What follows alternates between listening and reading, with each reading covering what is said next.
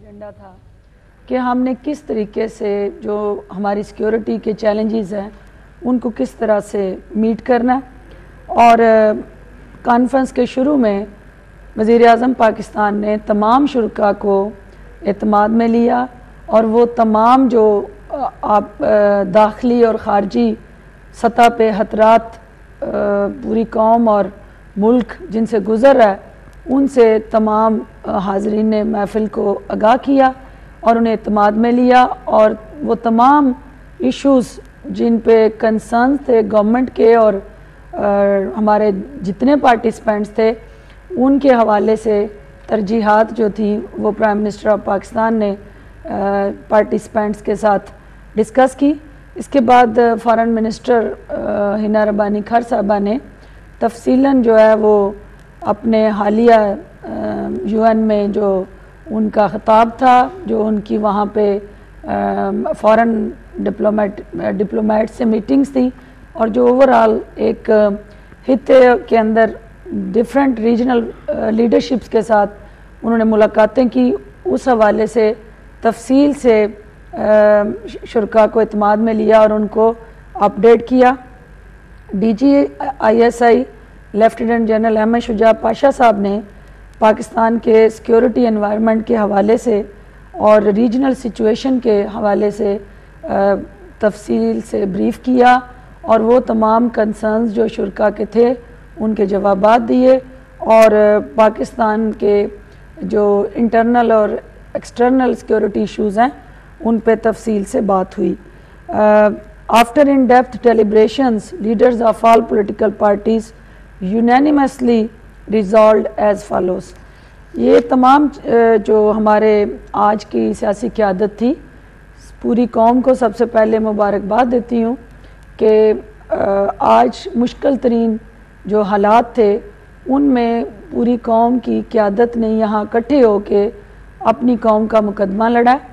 और भरपूर अंदाज से अपनी अपनी पार्टी का मौक़िफ़ उन्होंने पेश किया है और एक हौसला अफजा जो सबसे अहम पेशरफ्त के तमाम सियासी जमातों ने तमाम तर सियासी मफादात को बलाए ताक रखते हुए कौमी एजेंडे पे कौमी मफादात के एजेंडे पे यूनानिमसली रेजोल्यूशन को अप्रूव किया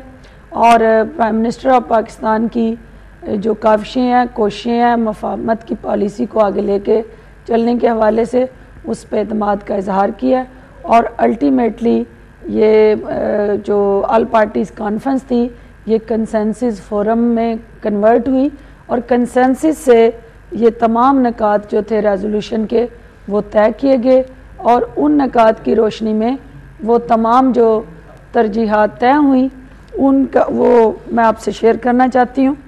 सबसे पहले जो था कि as a peace loving country Pakistan desires to establish and maintain friendly and cordial relations with all countries of the world on the basis of sovereign equality, mutual interest and respect. All parties conference recognized that there has to be a new direction and policy with a focus on peace and reconciliation. Give peace a chance must be the guiding central principle henceforth. Next is Pakistan must initiate dialogue with the view to negotiate peace in the region with our own people in the tribal areas and a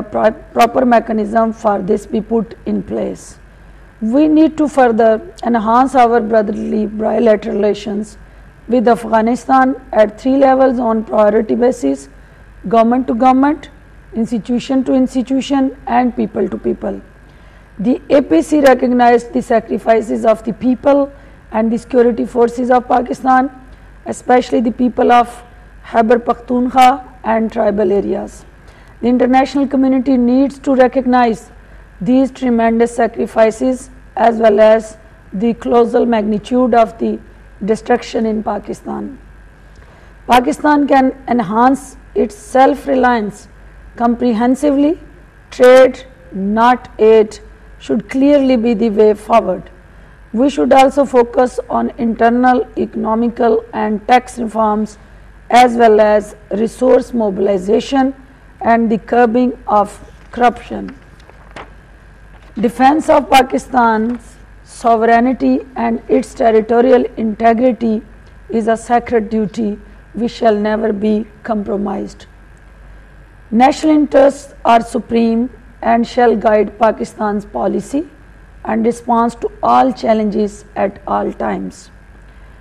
Pakistan shall continue to endeavor to promote stability and peace at the regional and global plans in accordance with the principles of the Charter of the United Nations and international law. All earlier unanimous resolution of the Parliament,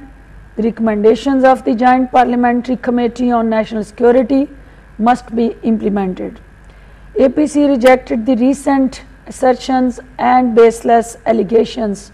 made against Pakistan. Such assertions are without substance and they are derogatory to a partnership approach. The Pakistani nation affirms its full solidarity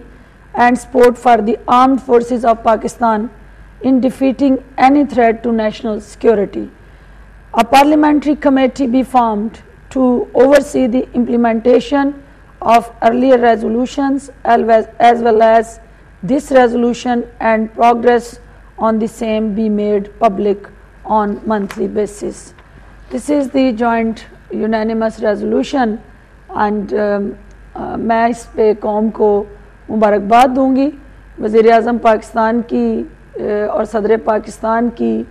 पूरी कौम को साथ लेके चलने की जो काविशें और कोशिशें हैं, ये उसकी तरफ एक अहम पेशरफ्त है और ख़ास तौर पे ये जमहूरियत का बहुत बड़ा डिविडेंड है कि आपने आज तमाम मकातब फ़िक्र और सोच से ताल्लुक़ रखने वाले सियासी क़यादत को, मजहबी क़यादत को, तमाम सिविल सोसाइटी के वो लोग जो पॉलिटिकल फोरम्स पे किसी न किसी तरह से उनकी अहमियत और हैसियत है,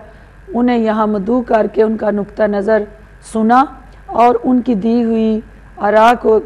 पे मबनी ये तरजीहात तय की और एक मुश्तरका रेजोल्यूशन हम बनाने में और उसको पास कराने में कामयाब हुए, जो सब ने तमाम क़यादत ने साइन किए और इंशाअल्लाह it will be a way forward. और इस रेजोल्यूशन के आने से हम पाकिस्तान के अवाम के अंदर एक message of solidarity, message of support, message of harmony जो आज इस क़यादत ने, जमहूरी क़यादत ने अक्रॉस द बोर्ड तमाम अपोजिशन की जमातों ने और हुकूमती इत्तेहादी जमातों ने मिल के जो आवाम के एहसासात और जज्बात की तर्जमानी की है, मैं समझती हूँ कि आज का दिन पाकिस्तान की तारीख़ में नहायत अहम दिन है और ये रेजोल्यूशन जो है वो जमहूरी कल्चर को प्रमोट करने के हवाले से, पाकिस्तान में जमहूरी इदारों के इस्तेहकाम और पाकिस्तान के सलामती और दफ़ा को मज़ीद मजबूत करने के हवाले से एक संग मील साबित होगी। Thank you so much.